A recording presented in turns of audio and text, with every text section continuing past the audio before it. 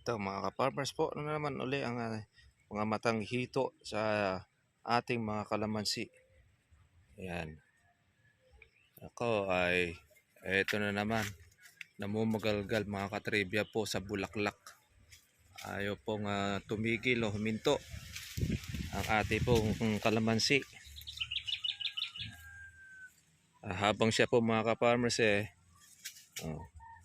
nakakatikim po siya ng tigang o yung pagkatuyo ng ating lupa. Pag siya po ay natubigan, ay grabe naman po uli po ang mga bulaklak.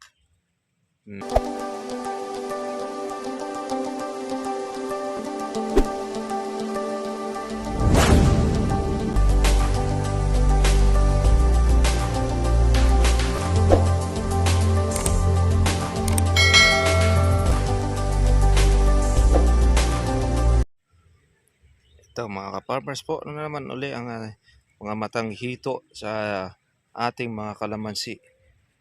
Ayan. Ako ay eto na naman. Namumugalgal mga katribya po sa bulaklak. Ayaw pong tumigil o huminto ang ating pong kalamansi. Habang siya po mga ka-farmers nakakatikim po siya ng tigang o yung pagkatuyo ng ating lupa. Pag siya po ay natubigan, ay grabe naman po uli po ang mga bulaklak na sumusulpot. Lahat po ng mga dulo, ayan ay meron po siyang mga sunong ng mga bulaklak, mga katribya. Ayan natawag natin ang mga matang hito na naman uli. Itong mga labas sa bulaklak na ito pang katapusan siguro ng ating July or August ating pong madadali or mapipitas itong ating bulaklak po na yan ng mga maliliit. Ang kapal lumalabas. Ayan yung mga dulo. Bago na naman ito mga katribya. Mas makapal po ngayon ang lumabas po ng bulaklak. Sa kalamansi, hindi ka po manghihinayang na ito ay gastusan. Dahil makikita ninyo palagi yung pong kanyang mga bulaklak. Ayan mga matang hito na sumusulpot.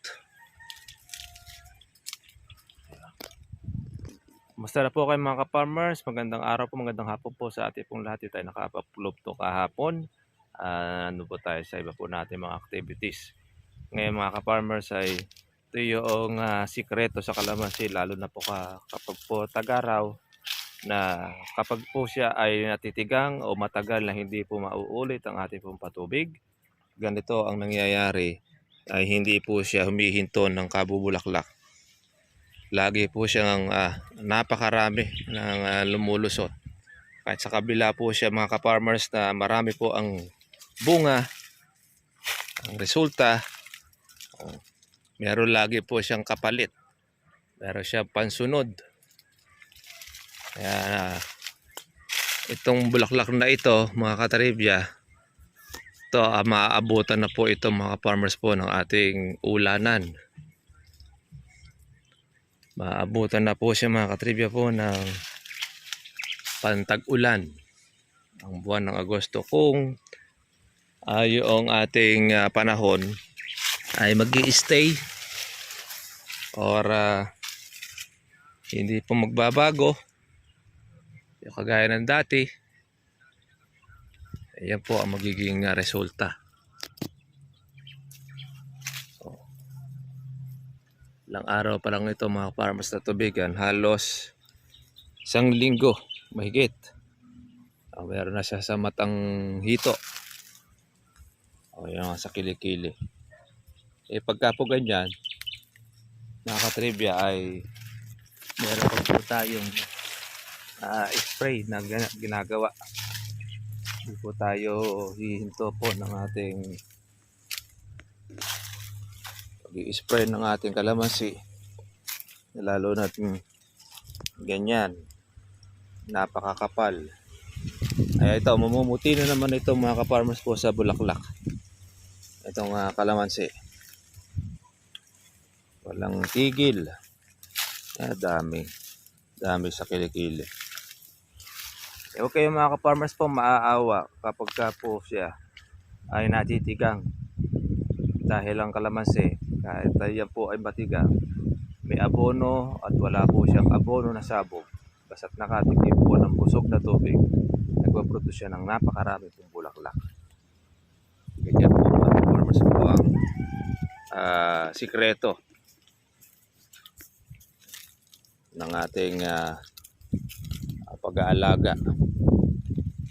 Marami po siyang bulaklak. Siyempre, hindi rin po nawawala mga ka-farmers yung pong bunga natin. Yan, malaki na rin po siya dahil pambuwan po ng Mayo. Buwan po ng May ang ating pansunod. Yung mga gaholen.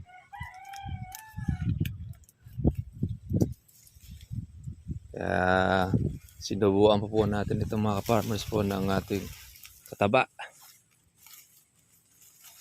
Yan. Ay sunod-sunod ang bunga. Yan. Ayan po mga ka-farmers. Yung ating pong kalamansi hindi po tumitigil po ng bulaklak. Ayan. Ito tuloy-tuloy lang. Dapat po lagi po natin ang titingnan po palagi yung pagka po merong nananalakay sa lanta, meron tayong alaga. Yung aking aso ay malaki na. Diretso niya. Kaya another batch po ulit ng ating pong pag-aalaga itong mga labas na bulaklak na ito. Para mga katribya, ito na lang po. At magandang balita dito sa aming pong lugar ay meron po siyang ulan po na nangyari po kahapon. Ay, hindi lang po natapat po sa atin, pero mahalin natin baka isang araw umulan, ay makalibre po tayo ng ating pagpapatubig. Ganun pa man mga ka-farmers, papatubig pa rin tayo para hindi po mag-suffer o malaglag ang bunga ng ating kalamansi. Okay po mga farmers. Okay po. God bless sa inyo lahat. Kitang-kita muna po tayo bukas para susunod po natin vlog.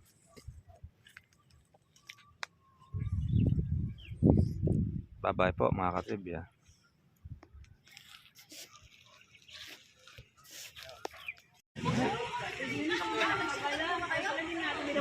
Laki papaya niya. Mangga ba Oh. Laki akala mo papaya. Grabe. Ano mo, pwedeng awitan ka mo, kakawitan ka mo. Laki Magtatay ka na dyan. Mga kapatid ka mo, hindi ako. Sumama dati, awit lang. Alam mo lang.